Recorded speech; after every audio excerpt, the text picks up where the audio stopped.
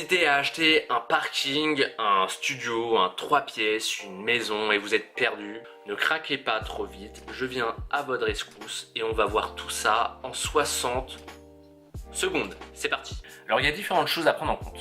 L'argent que vous avez de côté, le temps que vous avez envie d'y consacrer, travaux, pas travaux. Bref, dans tous les cas, il faut vraiment acheter en fonction d'une seule chose qui est la demande locative. Et oui, tout simplement. Si vous souhaitez acheter dans un tout petit village un studio de 18 mètres carrés, sincèrement, ce sera pas forcément le meilleur truc. Parce que les gens qui vont à la campagne, généralement qui s'en vont des villes, c'est justement pour avoir beaucoup d'espace et pas se retrouver dans une cage à lapins. Alors je dis pas que c'est impossible, mais c'est pas l'idéal. Par contre, une petite surface, un studio, dans un centre-ville, forcément, ça trouvera beaucoup plus rapidement preneur. Surtout s'il y a des métros, universités, tout ça dans le coin.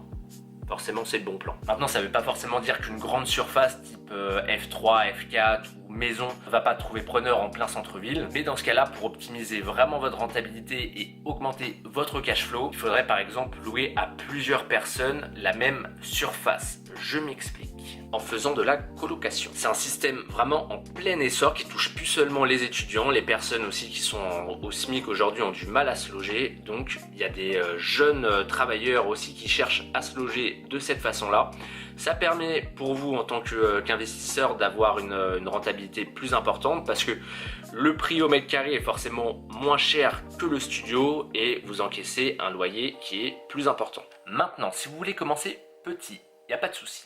S'il y a de la demande dans votre secteur, lancez-vous dans l'achat d'un parking. Il n'y aura aucune différence par rapport à l'achat d'un immeuble, d'un appartement, studio, etc. Ça sera pareil, vous aurez affaire aux mêmes interlocuteurs, dont le notaire. Ça vous fera la main.